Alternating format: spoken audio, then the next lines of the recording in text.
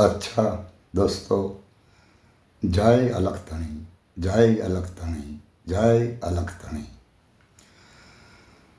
दोस्तों, आप दरेक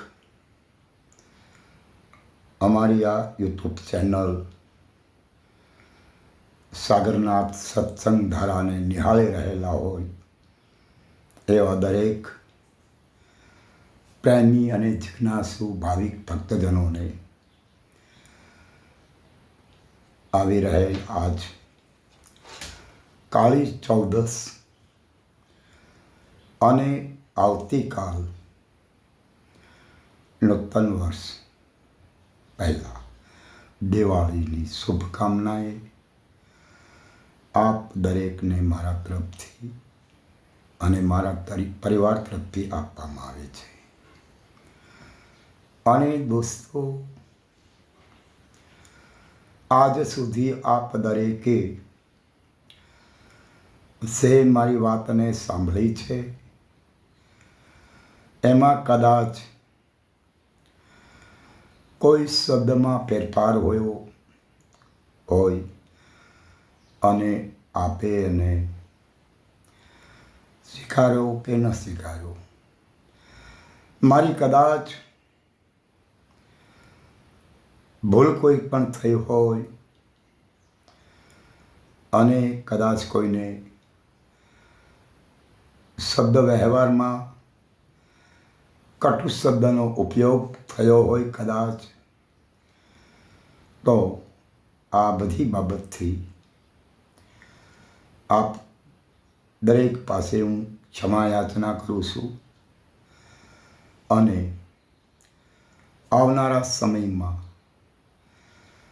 આપણે ફરી મળીશું। અને આજ કાળી ચૌદસ અને દિવાળી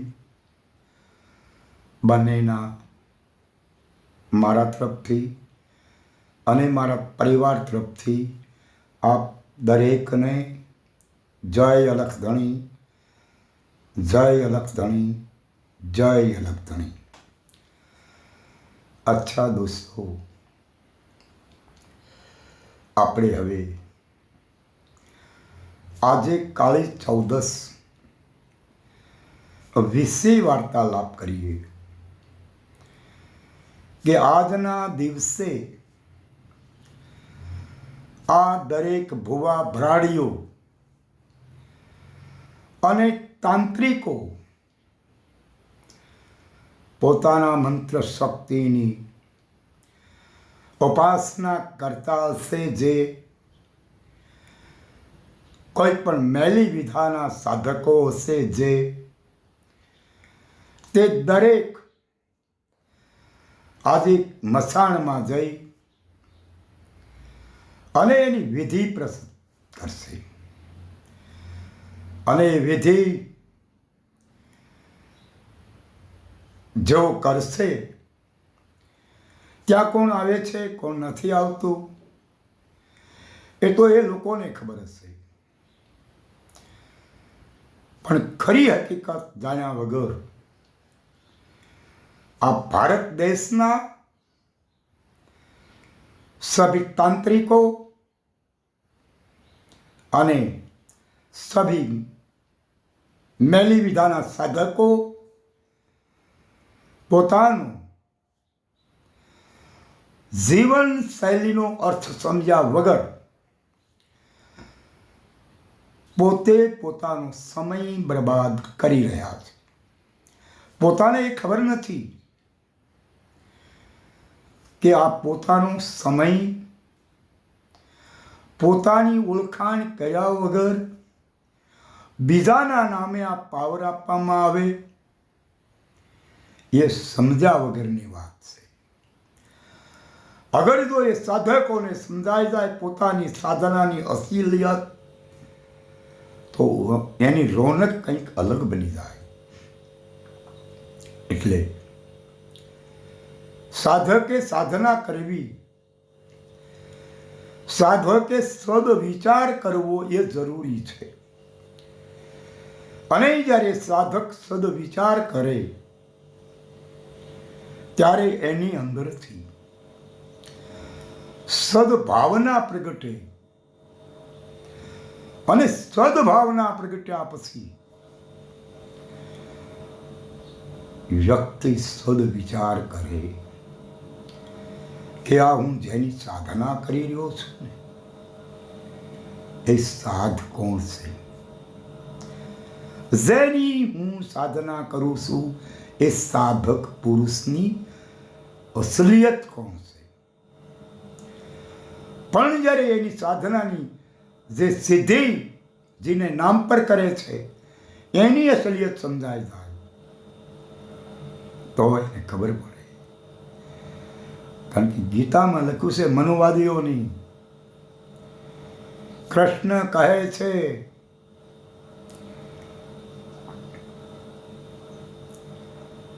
કે જે લોકો ભૂતને માને ને ભૂતને, તો એ ભૂત પણ હું છું. એટલા માટે કે અણુ અણુમાં એનો વાસ છે, રજ રજ કણ કણમાં એ અલૌકિક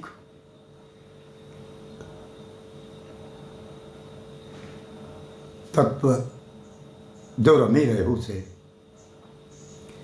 એનો ભાસ છે, સાચી વાસ્તવિકતાની ભાસ છે. પણ એને ખબર નથી સાધકને કે જેની સાધના કરે છે ને એ વસ્તુની ભીતર અને બાહ્ય સંસારનો સારી વાસ્તવિકતાનો જે અહેસાસ કરાવે છે, જે અનુભવ કરાવે છે અને જે સાબિત રાખવાનું કાર્ય કરે છે એ એની કૃપાથી છે. પણ આ સાધક આને સમજતો નથી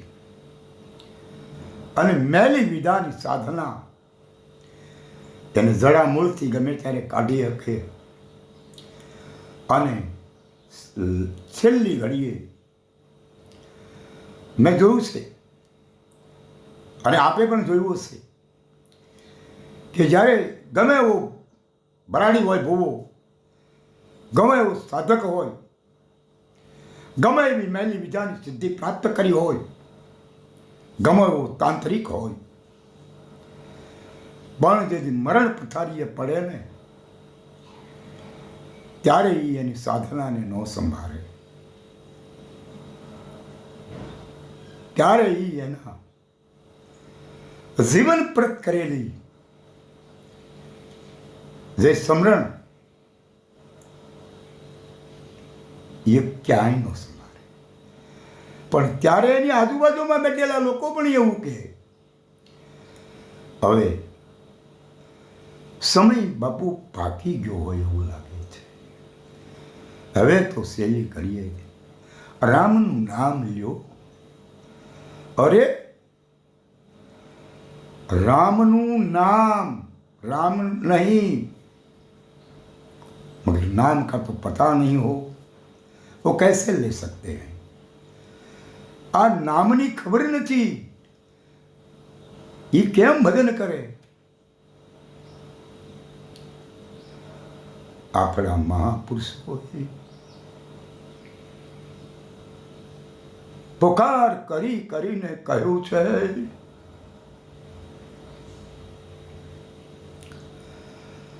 આત્માને ઓળખ્યા વિના લક્ષ 84 નહીં મટે. આ ભ્રમણાને ભાંગ્યા વિના બહુના ફેરા નહીં મટે.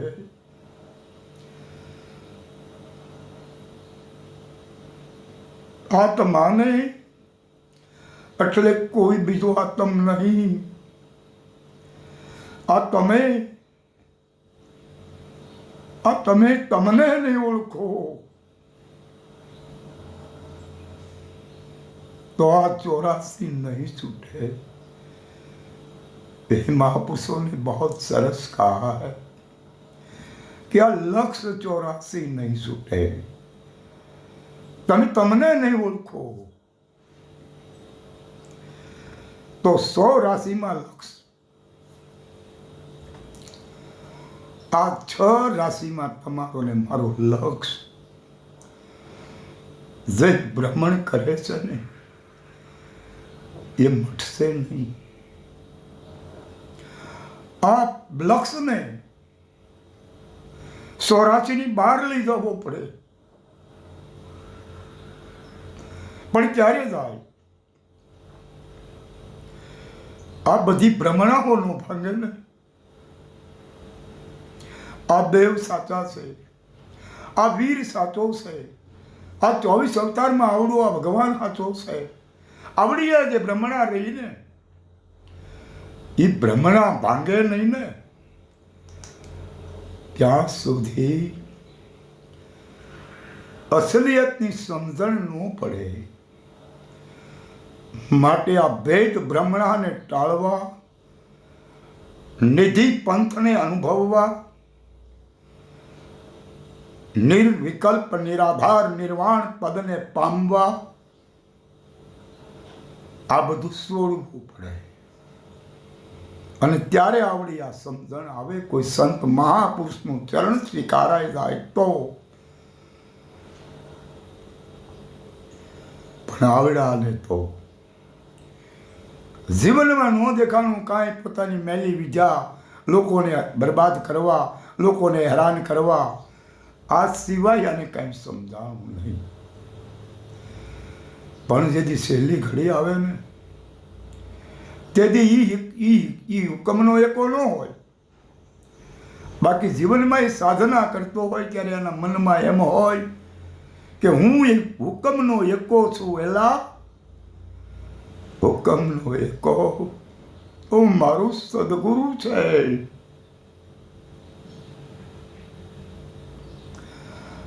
અને તારું જીવન બરબાદ કરવા હજી એ સમય છે, પાછો વળી જા. અને આ જીવનને ધન્ય કરવા માટે તું તને ઓળખી લે. અને જો તું તને ઓળખી લે ને તો તારે બીજાને ઓળખવાની જરૂર નહીં રહે. એટલે માણસના અંત સમયે, છેલ્લા શ્વાસના સમયે વ્યક્તિને પોતાની પારખ કરવાનો ભાવ જાગે કદાચ, પણ ત્યારે તો બહુ મોડું થઈ ગયું હોય ભાઈ. જેને જીવનમાં ક્યારેય કંઈ કરવું ન હોય, સત્યની તરફ લક્ષ લઈ ન ગયું હોય, એ હવે શું કરી શકે?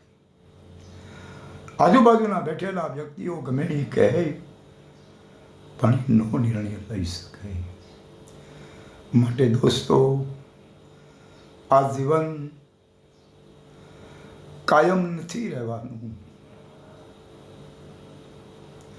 આ જીવન એક દિવસ પૂર્ણતાને વારે પહોંચી જશે. કારણ કે સમાજની અંદર ઘણા મહાપુરુષો, ઘણા અનુભવી સિદ્ધ પુરુષો એને કહેવાય કે જેને પોતાના જીવનને સિદ્ધ કર્યું હોય, જેને પોતાની અસલિયતને સાબિત કર્યું હોય. આવા સિદ્ધ મહાપુરુષોની કૃપા જેને મળી હોય, એવા સાધક જે પોતાની સાધના કર્યું હોય, પોતાની ઓળખાણ માટે પોતે પોતાને સાજા હોય, પોતે પોતાનું ભજન કર્યું હોય, એવા મહાપુરુષને મળે અને સત્યનો અનુભવ કર્યો હોય, એને આ અંતિમ ગતિ સમજાય. અને મરણ નો થાય ને મૃત્યુ નો આવે ત્યાં સુધી અનંતની વાટ ન આવે. અનંતની વાટે જવા માટે મૃત્યુ અનિવાર્ય છે. વ્યક્તિનું જ્યાં સુધી મૃત્યુ ન થાય, ગમે એવો શ્રેષ્ઠ હોય, ગમે એવો સાધક હોય, પણ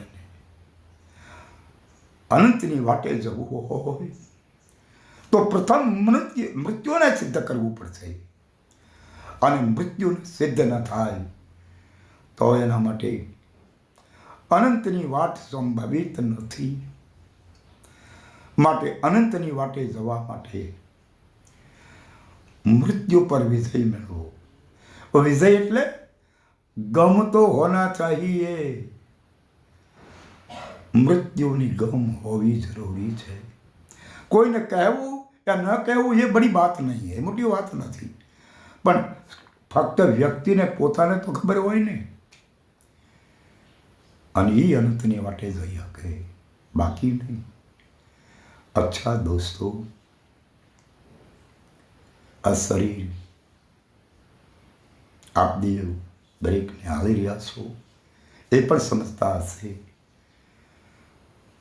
કે સગનાથ મહારાજના અવાજમાં ફેરફાર છે. એટલે મને ઘણા સમયથી શ્વાસની બીમારીનું પ્રમાણ વધારે છે.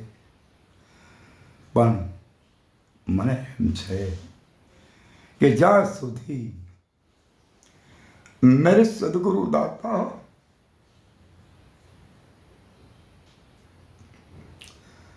મને બોલવાનું સામર્થ્ય આપે છે ત્યાં સુધી તો બોલવું જ છે. બાકી તો એના હાથની બાજી છે. શું કરશે શું નહીં वो तो उसको ही पता है. मगर परंतु હવે શરીર આપને પણ સમજાતું તો હશે જ. અચ્છા